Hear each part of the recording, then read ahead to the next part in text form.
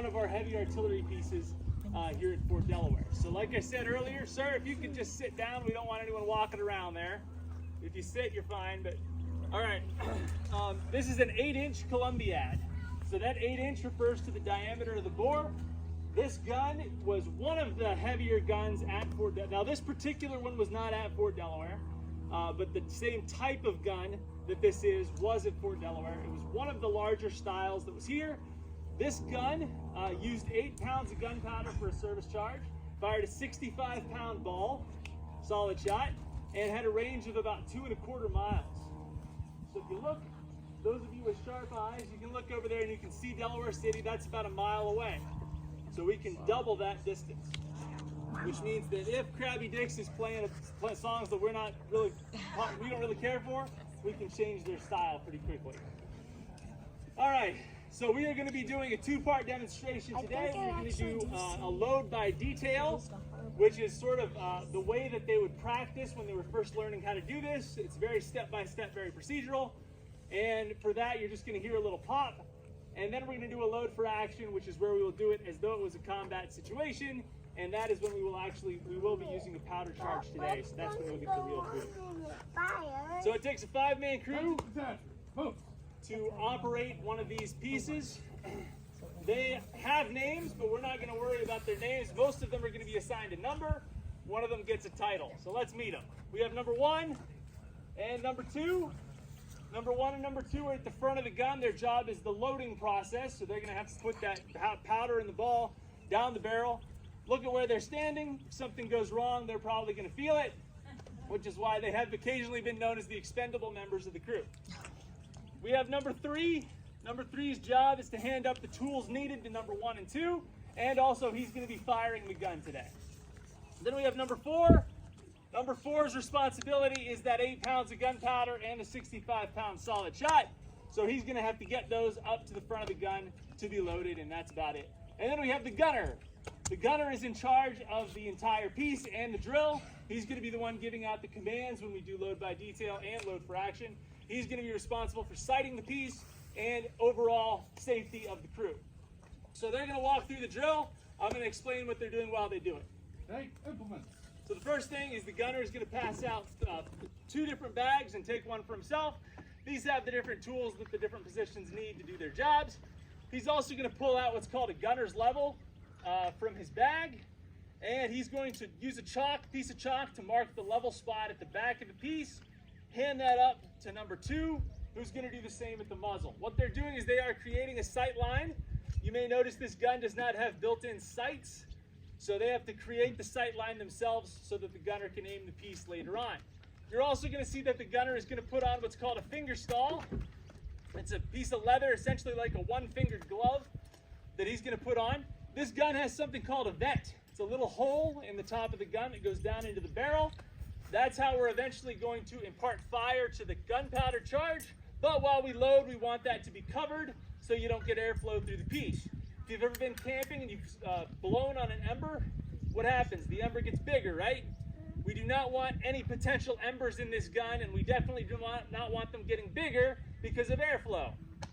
Vent secure, load by detail, load, search piece. So the gunner's going to use that finger stall. He's going to put it over the vent to create a seal. Then he's going to give the command to load the piece, or to load by detail. Number 2 is pulled out the Tompion. That's the plug in the front of the muzzle to keep birds out.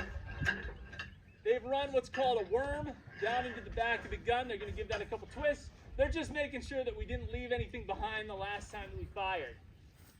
Now they've got what's called a sponge. It's a piece of lamb's wool that we've gotten a little bit damp. It's on a long stick. Run that down the tube, give that a couple twists. What we're doing is essentially, this is all safety. We're trying to make sure there's no chance of any fire in the back of that barrel before we put the gunpowder in. So number 4 has gone to our budge barrel. He's grabbed the powder.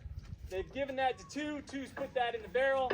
Now they're going to push that all the way into the breech so that we can eventually fire the gun. They do that using what's called the rammer. Now they're going to do the same thing with the 65-pound solid shot. And you got to be strong to be in the heavy artillery. Now, again, you want to make sure that that 65-pound ball is right up against the powder charge. If there's any gap, That creates excess pressure that could explode the barrel, and that's a bad day for number 1 and number 2, and the whole crew actually. So you've also seen that they've taken a broom. They're going to sweep off the front of the carriage. The idea behind that is if we do for some reason have a gunpowder leak, we want to make sure that that is out of the way and cut off so we can't get that back to the budge barrel. Now they're going to aim the gun. Number 1 and 2 have taken what are called maneuvering spikes. Wedge those underneath the carriage. This can spin 360 degrees. There's also an elevating screw in the back. So the gunner is responsible for doing that aiming, and he gives the directions to everybody to make sure it gets aimed properly. Now to fire this, we're going to use what's called a friction primer. It's a little copper tube with a little bit of gunpowder in it. At the top, it's got a loop-coiled wire and a quick striking mechanism. They're going to put that down in the vent, attach a lanyard to it. When number 3 pulls the lanyard, it's going to set off the powder in the friction primer, which will then fire the gun. Gun 123 is ready to fire. All right. Now, we have a code phrase here at Fort Delaware, and that code phrase is battery make ready.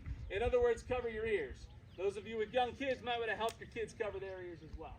So battery make ready. Gun 123, fire! Okay.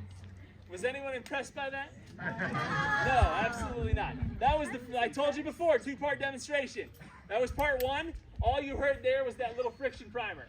We didn't actually put any gunpowder in the tube. Load for action, load. What we're going to do now is a load for action. We are going to actually use a pound of gunpowder, so we get a nice boom. They're going to follow the same principles. This time the gunner's not going to give them a command at each point. They're just going to do it. So they are going to still use the worm. One thing I want you to notice is look at number 1 and number 2. One hand behind the back, other hand flat to hold that rammer without putting your thumb around it. Why do you think that is? Well, it's not just that the barrel gets hot, but if this thing goes off prematurely, you don't want to be doing this because both arms are going to go with that rammer. In this procedure, the idea is that if something goes wrong, hopefully your hand's going to get pushed away and you're going to suffer minimal injury. If you do lose an arm, you switch sides because you've got the other arm. All right, once again, they are going to sweep. We put that powder charge in. You may have noticed we did not simulate putting in a cannonball or a projectile. The gunner is going to take what's called a priming wire. He's going to open up that bag of gunpowder to expose it so that when we use our friction primer, it will actually ignite that gunpowder. Once again, they are going to aim the piece because that ship that you're firing at is not going to stop and wait. Ready.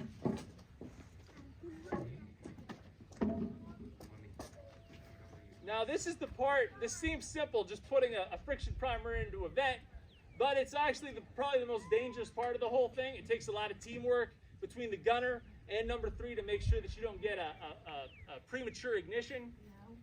So you're going to see a lot of eye contact and some very distinctive nodding. Gun 123 is ready to fire. All right, so once again, this one is for real. So battery make ready. Cover. Gun 123, fire!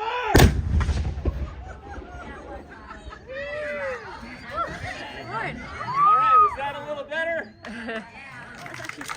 All right, very good. Now, a couple things I want you to be aware of. First of all, we used 1 pound of gunpowder. Let's do 1 pound. Service charge, 8 pounds. With the 65-pound ball in front.